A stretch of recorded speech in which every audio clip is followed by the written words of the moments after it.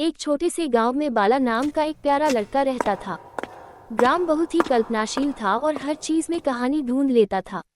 एक दिन वह अपने खेत के पास खेल रहा था कि अचानक एक चमकदार रोशनी आसमान से उतरकर उसके सामने आ गई। रोशनी के साथ साथ अलग अलग कार्टून किरदार बाहर आने लगे। ये कहानी एक छोटे से गांव के एक छोटे से लड़के की है जिसका नाम था रमन। रमन एक बहुत ही प्यारा, सरल और ईमानदार लड़का था।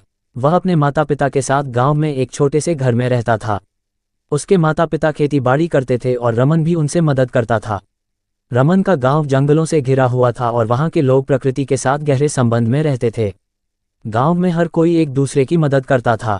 रमन भी हमेशा खुश रहता था, लेकिन उसे कभी यह नहीं समझ आया कि क्यों लोग अक्सर शहरों की तरफ जाते हैं और क्यों वे गांव को छोड़कर चले जाते हैं।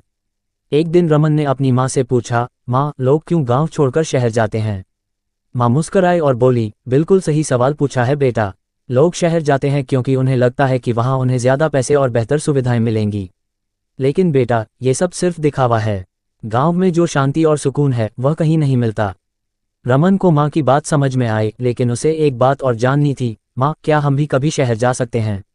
माँ ने फिर से मुस्कुराया और बोली, अगर हम गांव में रहकर मेहनत करें और खुश रहें तो हमें किसी और जगह जाने की जरूरत नहीं पड़ेगी। गांव में अपनी जिंदगी पूरी तरह से जीने का अपना ही एक अलग मजा है। कुछ समय बाद रमन ने देखा कि गांव के लोग भी धीरे धीरे खेती में नई तकनीकें अपनाने लगे थे। उन्होंने सिंचाई के नए तरीके अपनाए, अच्छे बीजों का इस्तेमाल किया और उन्नत किस्म की फसलें उगाई। गांव में धीरे धीरे बदलाव आने लगे। रमन के माता पिता ने भी इन बदलावों को अपनाया और उनके खेतों में फसलें पहले से ज्यादा अच्छी होने लगीं। रमन के दिल में यह बात बैठ गई कि गांव में रहते हुए भी हम अपने काम को बेहतर तरीके से कर सकते हैं और अपनी जिंदगी को खुशहाल बना सकते हैं। एक दिन रमन ने अपने माता पिता से कहा, माँ, पापा, मुझे लगता है कि गांव में रहकर भी हम अपनी जिंदगी को पूरी तरह से जी सकते हैं। उसकी माँ ने उसकी पीठ थपथपाई और कहा, बिल्कुल बेटा, जब तक हमारी मेहनत और हमारी सोच सही है हम किसी भी हाल में खुश रह सकते हैं। गांव में शांति है और शांति ही सबसे बड़ी संपत्ति है। रमन अब समझ गया था कि गांव की सादगी और शांति में ही असली खुशी छिपी होती है। वह और भी मेहनत करने लगा और धीरे धीरे गांव का विकास होने लगा। गांव के लोग अब एकजुट होकर अपने गांव को और भी सुंदर और समृद्ध बनाने में लगे थे।